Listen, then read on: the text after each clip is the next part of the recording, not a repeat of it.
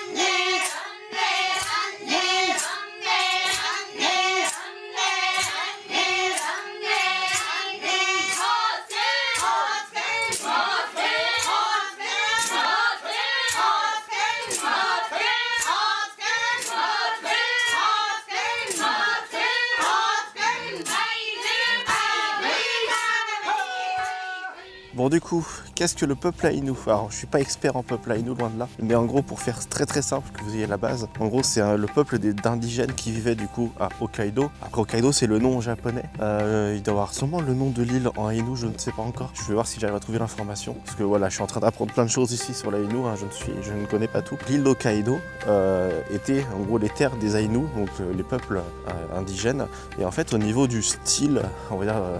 au niveau des habits, au niveau de la culture, on a un petit peu un mélange en fait entre la culture japonaise qu'on connaît et la culture un peu des Inuits, parce qu'il ne faut pas oublier qu'en fait l'île d'Hokkaido, on est à côté de la Russie, on est à côté on n'est pas si loin de la Sibérie en fait, tout au nord. Voilà, donc on a un climat, Hokkaido c'est connu, on a un climat qui est quand même plus froid que la moyenne et tout. Et donc à partir de là en fait donc ce peuple vivait ici depuis des millénaires et tout. Et après en fait ce qui s'est passé c'est que donc, les Japonais eux habitaient sur l'île principale.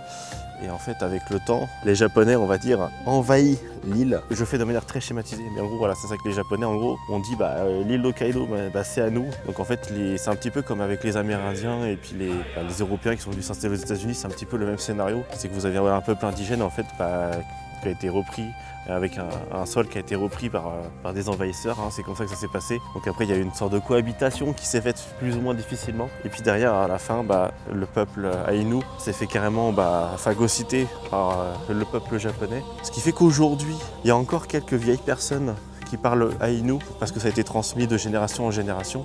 Mais sinon, c'est vrai que c'est une langue qui est quasiment disparue. Et puis aujourd'hui, Hokkaido est officiellement japonaise. Les gens parlent japonais, mais on peut quand même encore trouver quelques endroits où la langue Ainu est présente et est parlée par quelques personnes. Voilà. Donc aussi, petit détail, c'est qu'il faut savoir qu'en fait, l'île d'Hokkaido est devenue officiellement japonaise seulement à l'époque de la restauration Meiji, donc à la fin de l'ère Edo et au tout début de l'ère Meiji, du coup vers 1870. Donc en fait, voilà, Hokkaido est japonais vraiment depuis 150 ans seulement, donc c'est quelque chose d'assez récent. C'est comme les Okinawa aussi qui est devenu japonais très tardivement. Donc c'est pour ça qu'il y a encore la culture Ainu qui est quand même assez présente, même si 150 ans ça commence à dater, mais peut-être si on remonte à 5-6 générations, les Ainu étaient encore officiellement des Ainu avant d'être devenus des Japonais. Voilà. Bon, je viens de sortir du musée, parce qu'en fait on a commencé par les maisons. Comme vous avez pu voir, ensuite on a visité le musée. J'avais pas le droit de filmer à l'intérieur, donc du coup je pouvais pas vous montrer directement. J'essaierai au montage de vous rajouter quelques photos. J'ai pas pu vous montrer l'intérieur, mais c'était très intéressant, ça montrait vraiment tous les aspects de la culture japonaise, de l'histoire aussi. Alors on a fait vite parce qu'on n'avait que 25 minutes devant nous en termes de timing, mais j'ai pu voir pas mal de choses, un petit peu à quoi ressemblait une maison, mais aussi expliquer les intérieurs, les tenues, la culture, la danse, enfin tout. Ça parlait aussi des kamui, qui sont en gros les esprits dans la culture Ainu qui ressemble pas mal au concept des kami finalement japonais. Et là il nous reste un dernier truc à voir, c'est une représentation de danse Ainu traditionnelle. Et là c'est pareil, je vais pas pouvoir filmer donc je suis navré, mais ça devrait être super intéressant. Et puis une fois qu'on aura fini ça, et après on va rentrer et on va aller direction Sapporo pour la suite des aventures. Mais pour vous, je vous retrouve du coup pour la deuxième partie de la vidéo qui se passera à Cannes. Allez, merci à vous, à tout à l'heure, tchuss.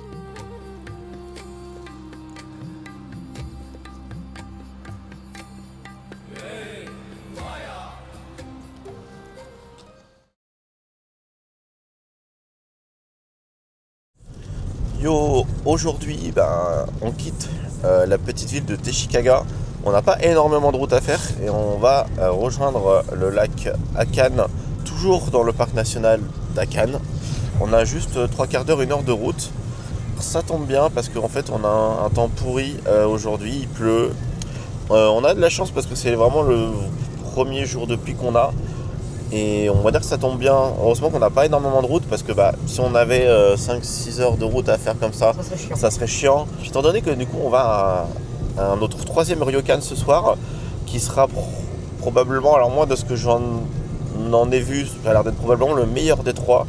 Mais dans tous les cas ça va être bien parce que justement si on a un temps de pluie comme ça toute la journée, et justement on pourra profiter du ryokan plus rapidement.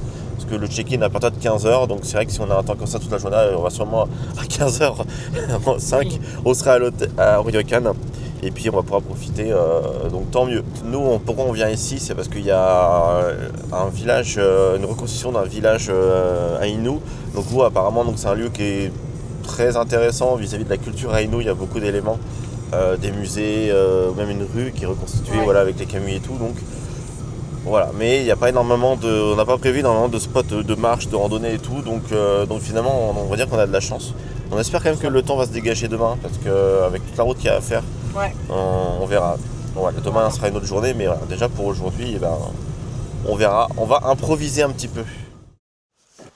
Bon, nous sommes arrivés après 3/4 d'heure de route. C'était long, hein. C'était long. Bon, on est arrivé sur place, on a fait le tour au centre d'échange, le centre d'information culturelle, tourisme. Bon, je pense qu'on n'a pas grand chose à faire. Au moment où on a le temps, on va prendre notre temps. Donc là, on va commencer notre petit périple dans les quelques trucs qu'on va pouvoir. On finira par la partie un peu musée Ainu sur la fin, dans l'après-midi. Et puis après, on va aller à notre ryokan. On a trouvé un petit endroit qu'on peut faire. Bon, c'est pas très long, mais c'est quand même toujours intéressant à faire. Une petite forêt sympa. Et du coup, on devrait se rapprocher. Ils appellent ça les bokeh. Donc c'est en gros de la boue volcanique. Donc en gros, c'est une sorte de mare de boue qui sont en point d'ébullition, qui font des petites bulles comme ça. Donc ça a l'air intéressant à faire aussi.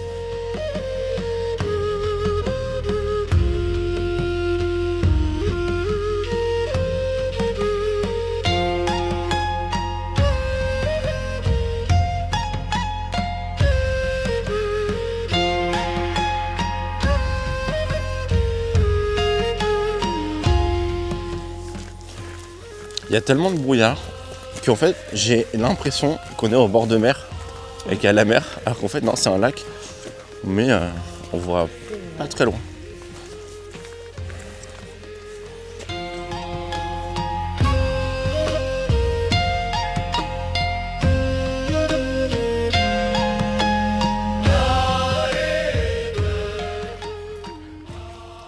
Voilà, donc ils appellent ça des bokeh. Une piscine de boue bouillante, ce qui est littéralement. Hein. Ça fait plus presque un onsen, un onsen de boue. Mais je sais pas si on entendra le.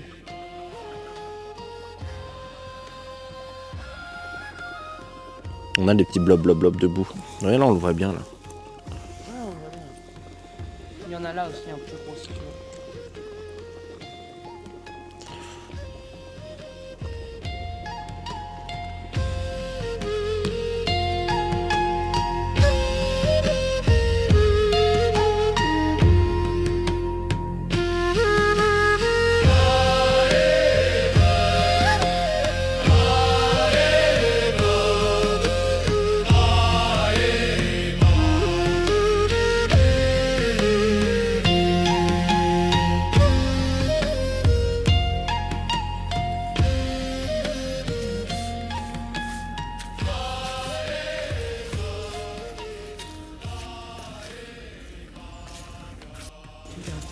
Ah, je l'aurais jamais.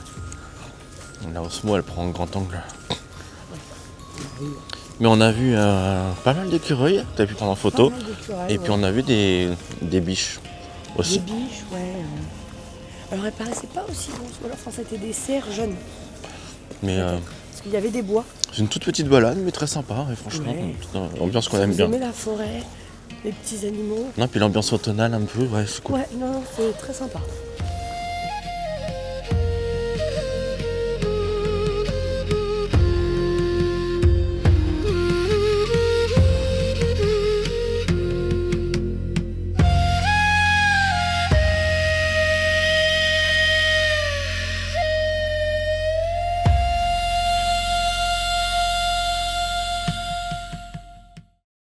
Putain, pour fumer de la bouffe, c'est génial.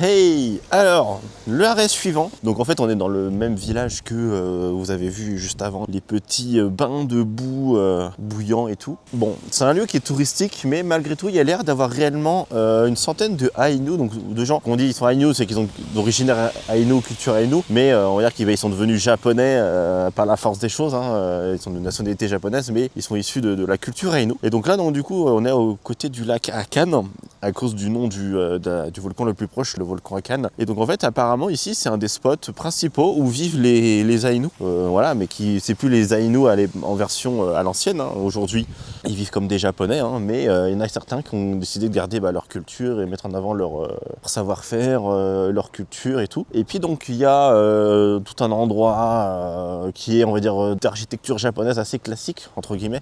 Et ben du coup ils ont fait une reconstitution d'une ruelle juste derrière moi, une ruelle du coup avec des façades très en bois. Et puis en fait il faut savoir que du coup j'ai perdu le nom parce que je fais mal mes recherches, je voulais écrire le nom du Kamui, le hibou, qui est en fait une des divinités Aïnou les plus connues. Donc, en fait, il est vraiment très représenté de partout. Et donc là, ça, c'est l'entrée de la ruelle. La ruelle, vous voyez, elle fait genre 30-40 mètres de long, donc c'est pas non plus hyper long à voir.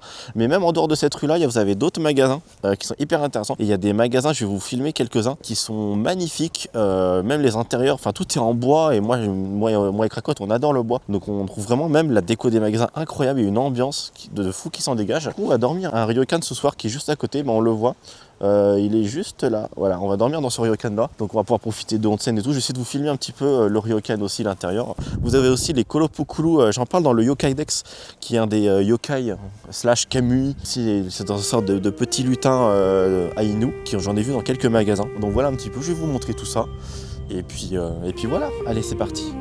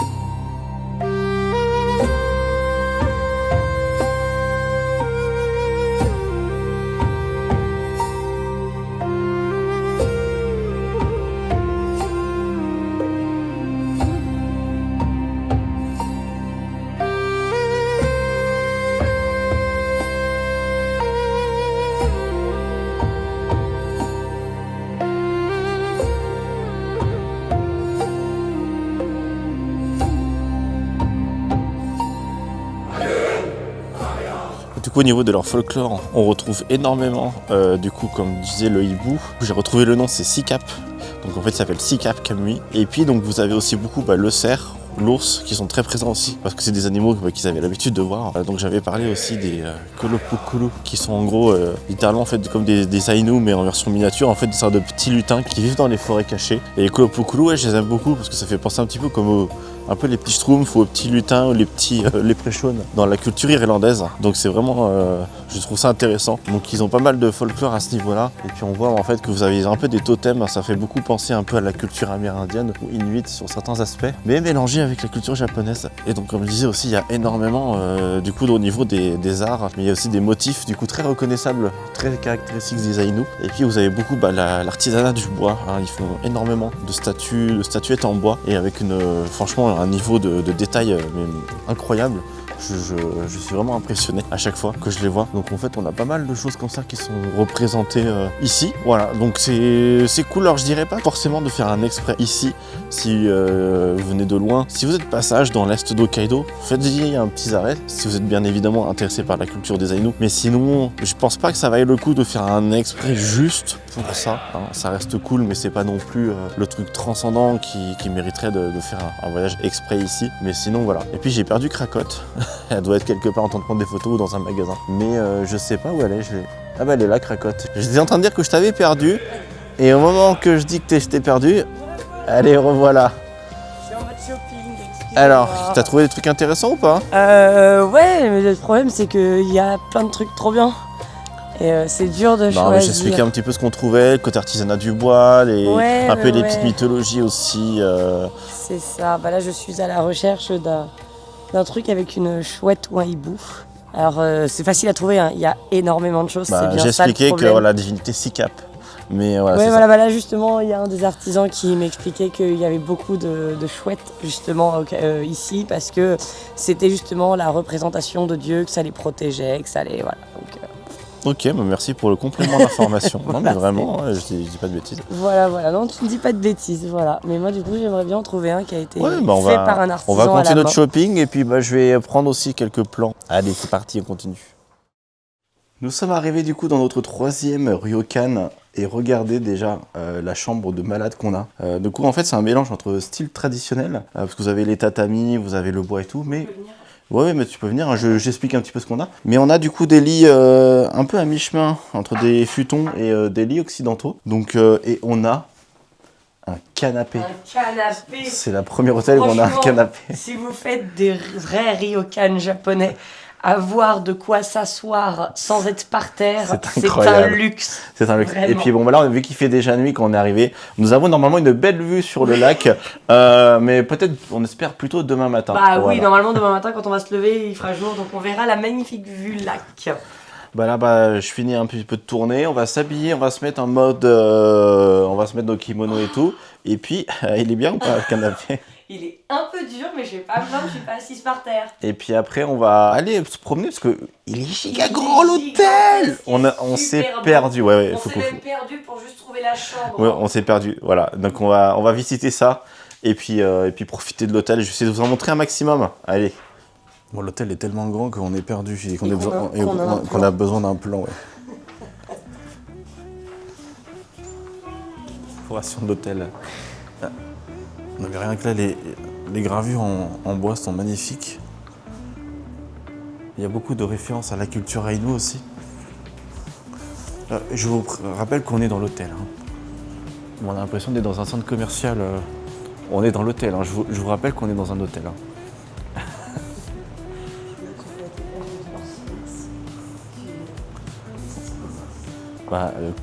Toujours l'artisanat du bois. En fait, ouais, t'as un musée. Visiblement. Attends, on est où là? Quoi? Fais ton choix, camarade. Un bar lounge qui ouvre à 20h.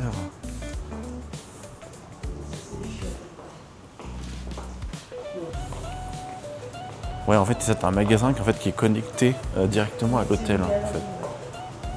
Regarde tous les stands aïnou que tu peux faire. Ah ouais. Mais j'aimerais bien les mettre quelque part, mais j'ai pas ce qu'il faut. Tu observes un petit peu. Ah, Oh, ils ont des stands cards. waouh, Voilà. trop bien. Be on your dreams. Chaque symbole, ce que c'est. Be on your dreams within your reach. Waouh, c'est beau, putain.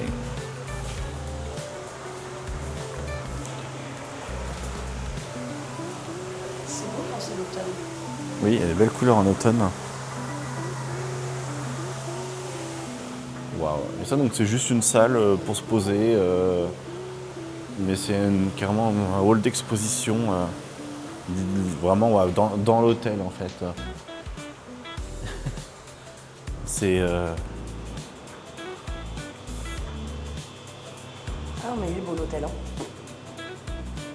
Et comparé en France, pas si cher. Où est-ce qu'on paye quoi? 260 € la nuit. Donc ce qui peut faire cher quand on va au Japon. Mais en vrai, si on voit tous les services qu'on a, Par rapport on a au. le petit-déj et le repas du soir en buffet compris, on a les onsen compris, la beauté du lieu, le C'est pas- service compris. C'est pas si cher en vrai. Et franchement, c'est pas si cher, 269 € la nuit pour un hôtel de luxe de ce style-là. Bon, là, on continue notre périple dans le hall principal. Il y a une rue commerçante.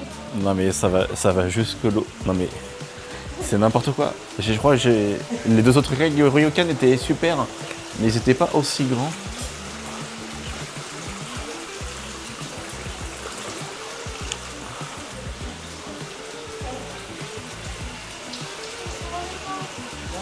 Regarde ce que c'est ça.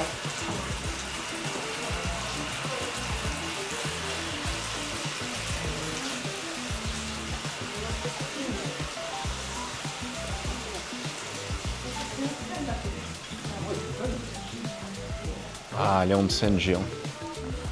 Donc en fait, c'est là pour aller dans les onsen. En fait, je suis en train de faire un plan séquence là. Du coup, c'est pour expérimenter les. Putain, c'est trop joli. Mais c'est quoi cet endroit? Non, mais là, je vous mets. Il y a une allée commerçante dans l'hôtel. Faut pas qu'on y aille parce que sinon. Surtout qu'on s'est fait chier à faire toutes les boutiques de la rue commerçante. Alors qu'on avait Ouais, tout dans mais du coup, l'hôtel. t'es obligé de passer par toutes les boutiques pour aller au onsen. Ils sont malins. Et il y a encore Molly Mokuli, la mascotte qui bande. Voilà, ils s'en foutent, c'est japonais. Et c'est beau, hein, franchement. The North Face. C'est la première fois que je vois un centre commercial Dans l'hôtel. dans l'hôtel, quoi. T'as ce genre. Ça n'a aucun putain de sens. On s'est fait chier à acheter des trucs dans la rue commerçante. Oh là là. Oh là. C'est quoi cet endroit?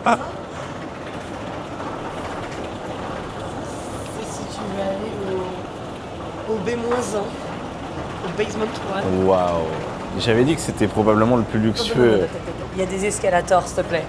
Il y a des escalators dans l'hôtel. Ok? Ça n'a aucun putain de sens. C'est génial.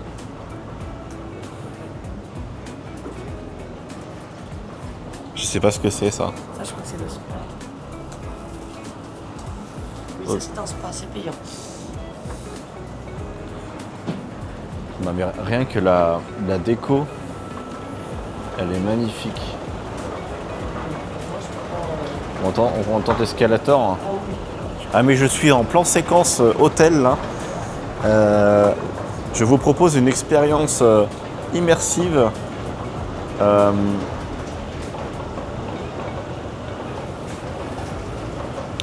mais la déco elle est incroyable. Ok donc là t'as le bain des femmes. Parce qu'on est au -1. Oui, parce qu'on est au moins, c'est ça. Et moi du coup ça. Et je sais pas ce que t'as ici. Oh, wow. Bon, on pensait avoir terminé, mais en fait, parce que bon, t'as les étages avec les chambres, mais on a fait du coup tout le premier étage et encore un deuxième étage rempli de trucs, mais c'est genre giga beau. En fait, je pourrais rester une semaine, tu vois, si j'étais riche, tu vois. Point positif. Les enseignes ne sont pas autorisées pour les personnes tatouées. Mais si on va à l'entrée, à l'accueil, ils te donnent des covers de tatouage. Donc moi, du coup, j'en ai quand même un petit paquet.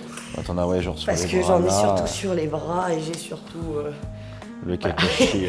qui peut être dur à cacher. Et du coup, s'ils sont couverts, on est autorisé à y aller, puisque c'est eux-mêmes à l'accueil qui nous les donnent. Ça, c'est un bon point. Merci pour. Alors qu'à Novo Libetsu, dans les questions, c'était marqué que même couverts, nous n'avons pas le droit. Ce qui est débile. Et voilà, je vais pouvoir profiter de mon scène.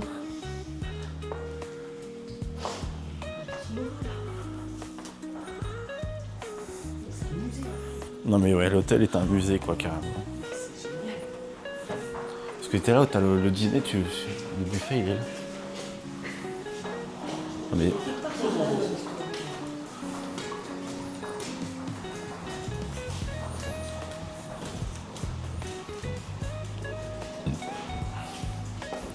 En fait, il faut venir ici juste au moins pour l'hôtel, tu vois.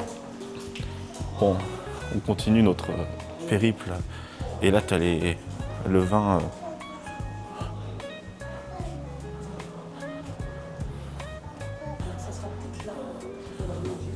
Ouais, main dining Tenga, c'est là. Il y a des Daluma. Juste dans la déco. Hein. Le magasin s'appelle Noren. Ah, intéressant ça. Je regarderai ça après. Il y a peut-être des tissus sympas. Ça doit être cher, je pense. Et 5. Il y a même. Il y a un game center, littéralement, dans le. Bon, là par contre, on va plus rien entendre. Ouais, si j'ai mon micro. Noctali. Non mais. Et là on est à Akihabara, ça y est. Et voilà. On a transplané jusqu'à... Non mais. Oh le Pikachu géant. Attendez. Oh.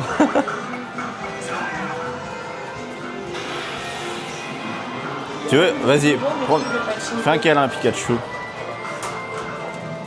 Mon meilleur ami. Voilà, du coup, on est à la suite. On a l'impression de rentrer chez les Yakuza. Mais en même temps, c'est des salles... C'est des salles de réunion. C'est des salles de réunion et du coup, quand on regarde les films des Yakuza, quand ils sont tous à genoux et Ouais, tout, mais en fait, c'est que du coup, les Yakuza, quand ils vont en réunion ici, et ben ils vont là. Bon, on va pas aller plus loin, je pense que... Oh! Ah non, je me disais, quand tu marches, t'as l'eau, mais non, t'as les ondes d'eau. Mais c'est pas quand... Ça aurait été trop bien. Et ben, voilà. Parce que moi, il va falloir que je me patche tous les... Voilà, c'est un petit hôtel. Les autres, ils étaient incroyables au niveau des chambres et du service, mais en termes, ils n'étaient pas aussi grands. Et surtout, enfin, la déco, moi, Oui, la déco japonaise en bois. Là, c'est surtout, genre, déjà, il y a 2 bâtiments, ok, qui sont reliés par une galerie marchande, ok. Il y a deux onsen. Parce qu'à chaque fois, il y a 2 parties, un onsen homme, un onsen femme. Du coup, il y en a 2 ici, dont un sur une terrasse et un en sous-sol. Il y a un onsen privatif ici. Il y a même une espèce de truc, une bulle spa sur le toit, avec vue sur le lac. Et dans le 2e bâtiment, donc celui où nous on a notre chambre, il y a encore aux étages un onsen homme, un onsen femme. Il y a des rues commerçantes dans Non, l'hôtel. mais ça n'a aucun sens. Ça n'a aucun sens. Bon, voilà. J'ai...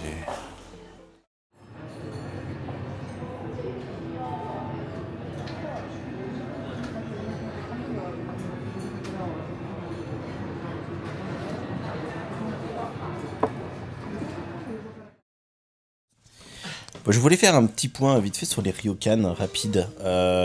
Parce que du coup on en a fait 3. Bah c'est bien parce que ça nous permet de faire des bons éléments de comparaison. Déjà les ryokan, c'est un terme qui est utilisé pour désigner les auberges traditionnelles. Même si au fait aujourd'hui le terme c'est un peu élargi. Quand on fait les gros complexes hôteliers comme on fait nous, bah c'est pas des auberges traditionnelles dans le sens où avant bah, c'était vraiment des petites auberges qui n'étaient pas forcément liées on va dire au luxe et tout. Par exemple on en avait déjà fait, moi je la classe dans la catégorie des ryokan vraiment traditionnels, celui qu'on avait fait à Kyoto il y a 2 ans. Puis là donc les ryokan en fait aujourd'hui ça va plus désigner des hôtels mais avec un style plutôt japonais ancien, d'inspiration en tout cas, où vous allez pouvoir trouver des chambres avec des tatamis, alors que dans un hôtel classique vous aurez pas ce genre de service. Et puis très souvent, alors je sais pas si c'est systématique, mais je pense que la plupart du temps vous avez quand même des onsen, alors onsen ou des ofuro, donc des bains publics qui ne sont pas forcément des onsen à proprement parler.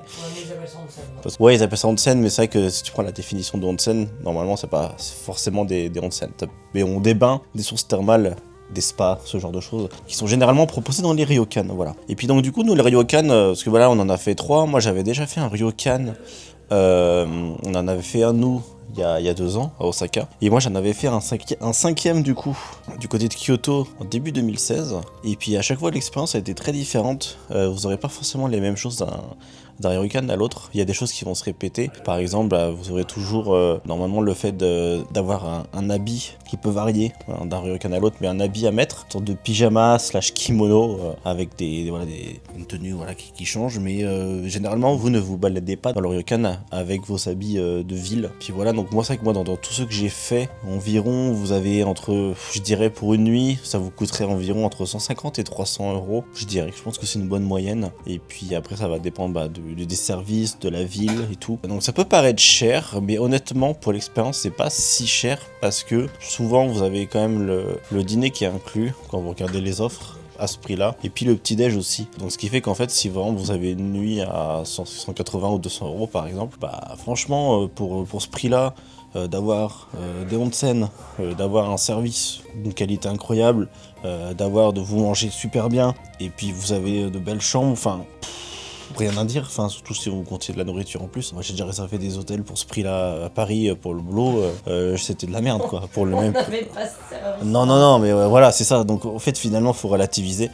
Après forcément si vous faites un séjour au Japon vous n'allez pas faire que des ryokan parce que ça coûte cher quand même, et puis en fait si vous en faites beaucoup d'un moment vous allez peut-être je sais pas, être blasé peut-être des ryokan, donc je pense que c'est quand même bien de garder ça de manière un peu exceptionnelle, d'en faire quelques-uns. Nous on en a fait 3, je pense que c'est bien, peut-être pas besoin d'en faire plus. Par contre celui-là où on est là aujourd'hui, on doit peut-être aimer faire 2 nuits, parce que peut-être une nuit c'est peut-être un peu court, mais peut-être faire 2 nuits, ouais, ça aurait été... Il est incroyable. Non mais celui-là, j'ai filmé les lieux et puis il est tellement grand. Mais bref, voilà un petit peu ce petit point sur les ryokan. Le but c'est pas que ça dure des heures mon speech, mais voilà, c'était un petit bilan. J'ai encore du coup demain matin on va profiter des autres bains parce qu'en fait ils vont inverser l'étage entre la partie homme et la partie femme. Donc du coup on va mettre un réveil, mais pour la bonne cause, on va mettre un réveil à 6h pour faire un autre petit bain avant d'aller prendre le petit déjeuner et puis repartir pour de nouvelles aventures. Et puis sur ce, on va continuer l'aventure. Allez, de bisous. Tchuss. Zoubi.